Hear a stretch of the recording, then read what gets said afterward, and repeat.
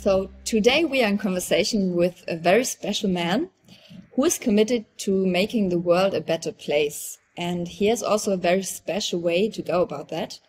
And that is through football. Welcome, Andrew Aris. You are original from New Zealand. What brought you to Germany? Because normally for us Germans, New Zealand is the land of paradise, you know, right?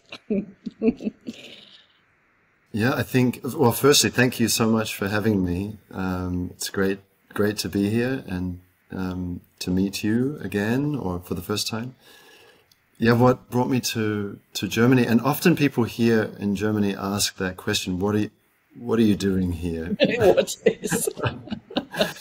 And I think also, I feel like especially because I'm living in the former East Germany, and I think a lot of people here, like they wanted to travel the world and weren't able to. And so they often have this, this idea that New Zealand is the dream destination to go to. And they really want to go to New Zealand. So why would you be here? So I have to answer this question often. So I'm well prepared. Well, I came here, I had an interest in German history. I came here to study my master's degree in public policy at the University of Erfurt. The Master of Public Policy. So that's really what brought me here. And because that was in 2003 that I came here, so 20 years ago. And at that time, Germany was gearing up to host the Football World Cup. Oh, yes, I remember very well. 2006. Yeah, time to be friends was the motto. Yeah. It was such a wonderful, amazing atmosphere, I remember. Yeah, I think everybody in Germany remembers that, the World Cup. So that brings me to the next question, actually, because football, like we are here to talk about football. It is your life, but actually in a different way that one might imagine. How did your passion for football develop? I think that I was born with a ball at my feet. I was one of those kids that got, that their father or their mother is really into something, and my dad was really into football. My mum came from a football culture as well, from Liverpool in England, and my dad from Glasgow in Scotland. And my dad was really so passionate about football. So from a very, very young age, I was playing football, learning about football. I think actually one of my first memories was in our kitchen in 1982. So I was born in 1977, and in 1982 there was a poster in our kitchen, on the wall in the kitchen, of all the teams that had qualified for the World Cup and the national flags. And I just remember being totally interested in this and having like quiz nights in bed with my dad, asking all kinds of football questions and sort of quickly learning that the world was pretty much into football. Even though New Zealand, where I come from, is more of a rugby culture, and the number one sport in New Zealand is rugby. Although New Zealand now, football is the most played sport in New Zealand too. Yeah, and then football is staying in your life, and then you became a good football player yourself, and you were in the New Zealand under-20 national team. Wow! But you didn't stay there, huh? No, so I was quite good in football, and I was playing in different representative club teams, regional teams, got selected also for youth national teams. And then I won a scholarship actually to go to university in the United States. And I was in my first year playing soccer, as they call it in the USA, and studying. And then at the same time, I was called up for the under-20 national team, and we played in the World Cup qualifying in Tahiti, of all places. Pretty exotic place, and I got to go back and play in this tournament. We didn't qualify. We lost to Australia in the final of the qualification tournament, so we didn't qualify for the World Cup. But it was a magical experience nonetheless. Yeah, I imagine, yeah. But then actually your football career went into a slightly different direction. I'm talking about spirit of football and changing the world with football. How did that happen, and how can you actually change the world with football? Well, I think, like, firstly, football is the world game. It's played in, every country in the world and every town, every community. I think that people play, celebrate, and love football. There are plenty of people out there that really don't like football as well. And some of my experiences playing football led me to see that there were negative sides of football, like racism, xenophobia, homophobia, all the kinds of negative things that our societies have are also ingrained in football. Corruption, terrible wages that top players are earning that are just crazy money, violence, all those sorts of things, right? But I also had, through my life, I realized that I took the time to look back and to think, okay, what am I good at? What do I really like to do? And what have been some of the most amazing moments in my life? And for me, it was like often to do with football, like talking about football, meeting people, playing anywhere that I went. And I'd already traveled a few different countries by that time. Often not speaking the same language as other people, but being able to speak the universal language, let's say, that is football. And I just felt there's a lot of good you can do because it reaches so many people, and it touches on, it's the heart and the soul that can be opened up through sport, through action, through movement. So all those things. And because I was studying something and writing a thesis about it at the university, I thought, if I'm going to write about it, I should actually go and do it. And I was interested in education and football, and I wanted to combine the two of them. So it's a good combination.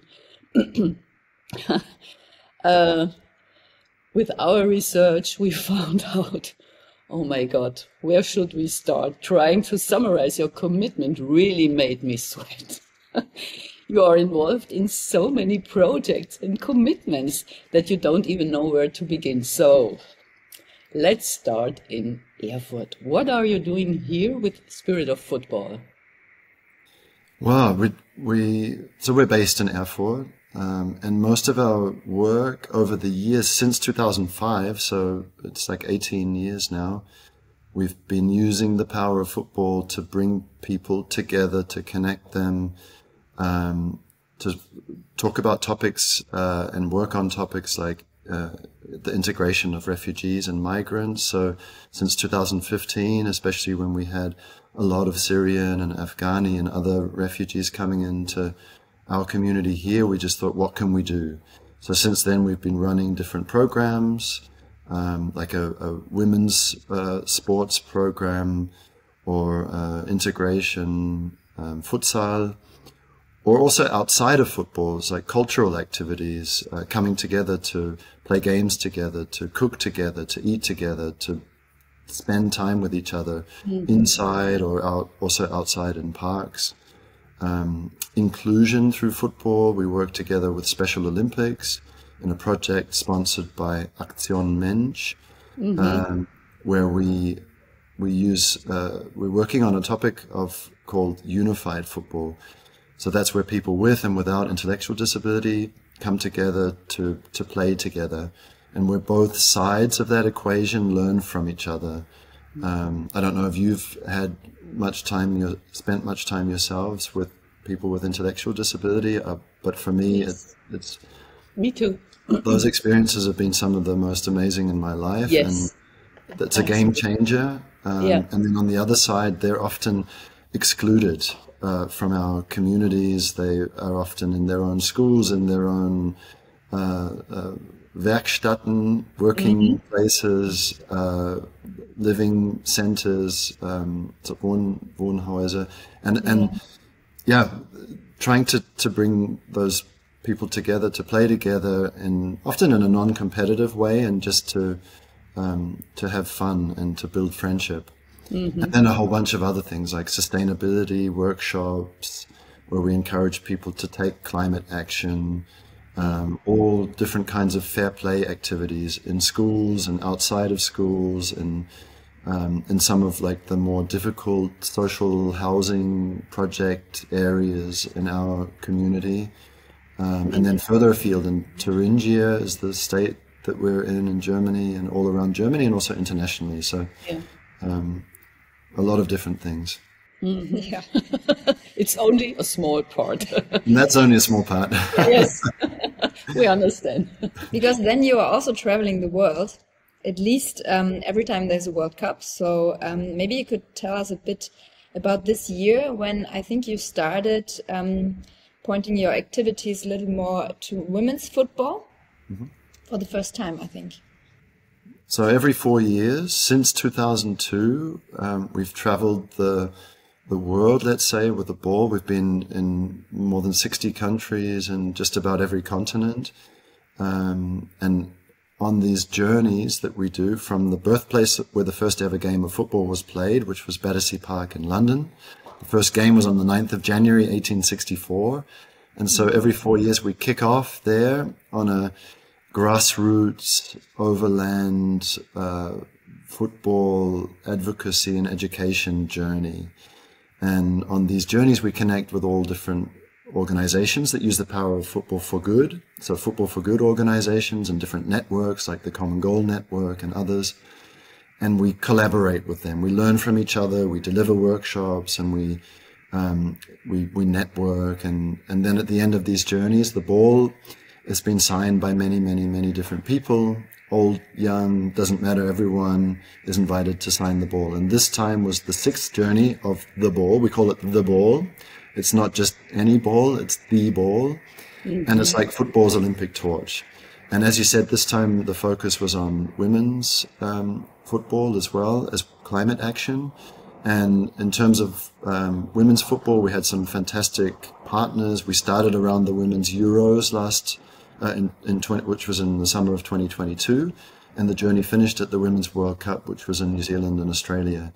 And so we were running all sorts of different workshops and connecting with people and spreading, trying to spread also the popularity of the women's game, and to say, hey, this game is really taking off. Mm-hmm. And maybe a lot of the negatives that I was talking about before in the men's game are not there in the women's game, and hopefully we're not going to allow them to come in.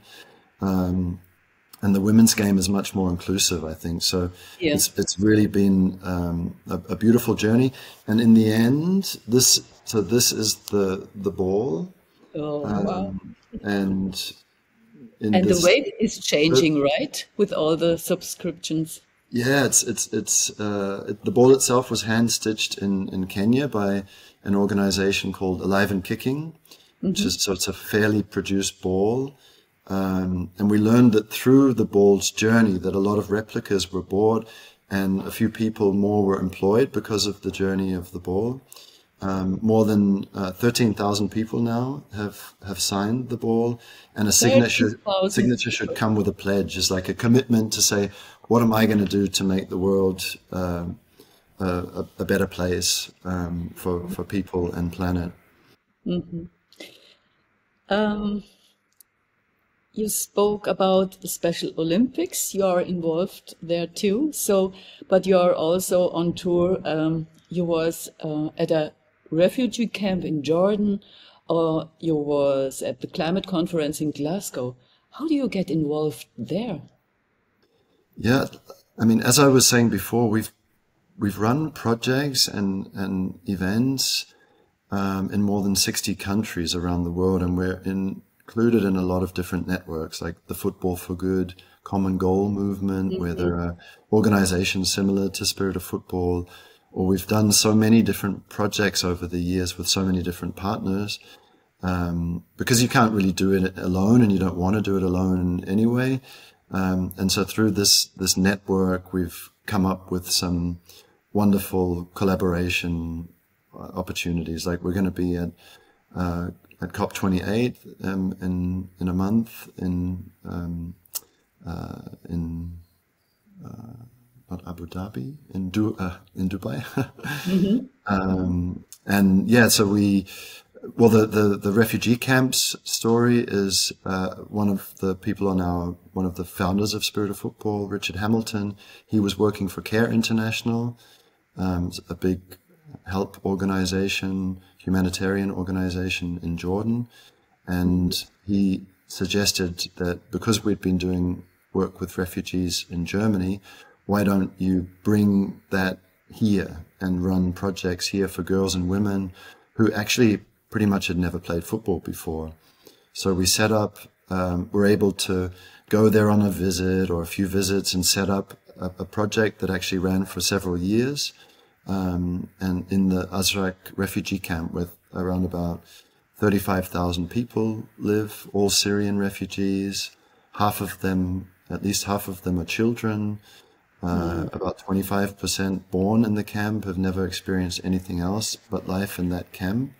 And so it's been a real privilege to be able to run some projects there that have encouraged girls and women to play, to do training of trainers, all kinds of different programming that we've delivered there. Also with art. So we connect our activities with art. We bring artists with us into the camp and also work with local artists.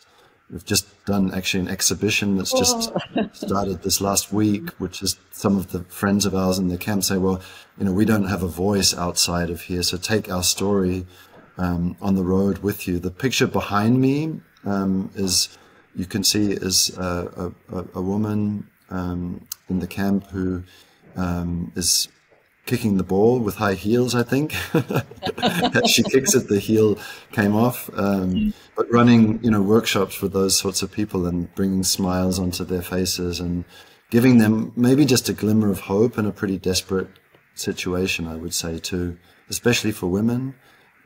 Those circumstances, living in a kind of in a tent or a hut with 10, 15 other people, and you never have any private space of your own at all.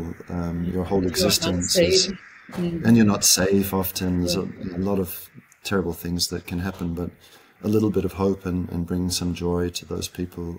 It's been fantastic. Yeah, so when you think of all these projects and accomplishments, what would you say? What are your greatest successes that give you confidence? I think the greatest success is that we have gathering a team of like-minded, out there, crazy individuals. Half of them who really don't like football, by the way. Together, so I can also get involved because I don't. You can get involved, young, old.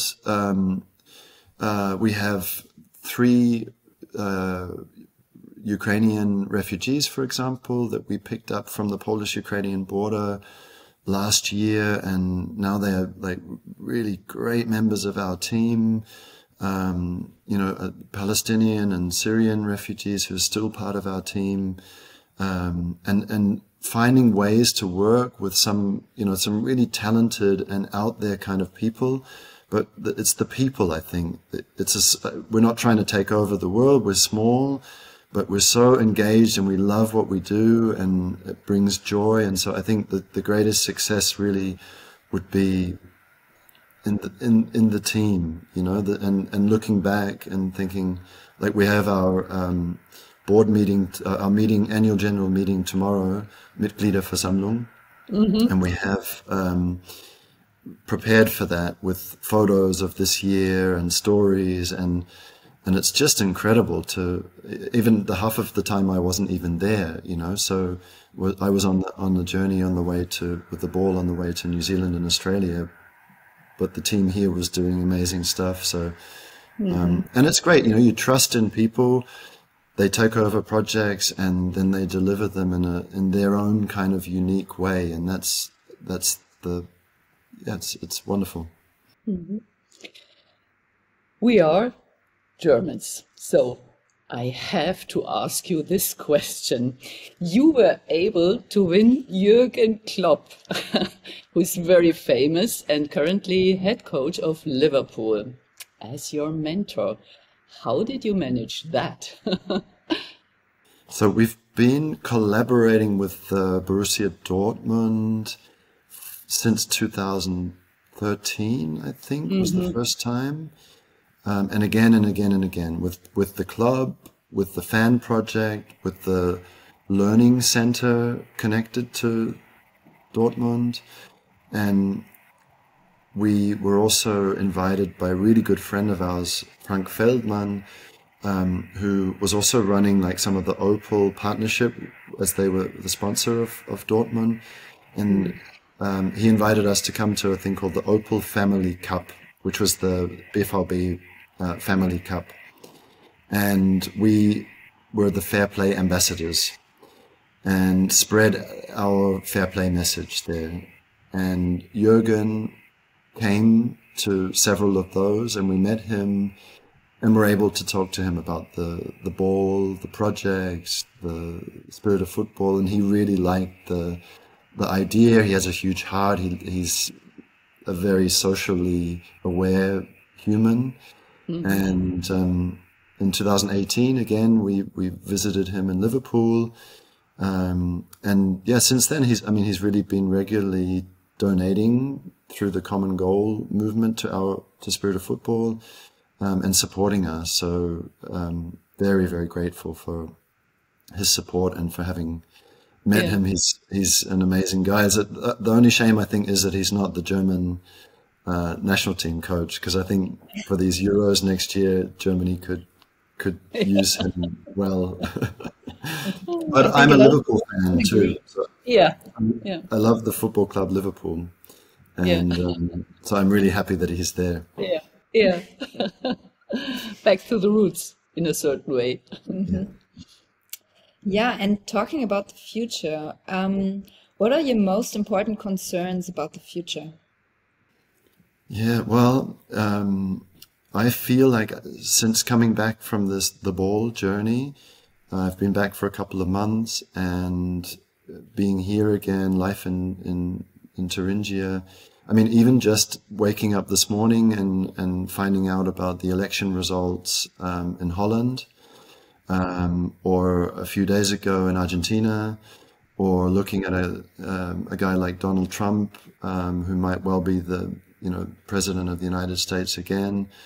Like, there's a lot of movement to the right politically, and I think there's a lot of dangerous hate speech, the lack of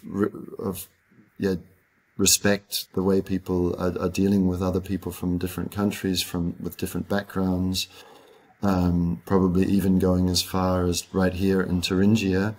We have elections coming up in September, and the leader of the AfD in Thuringia is a guy called Björn Höcke, who it's allowed to call him a fascist.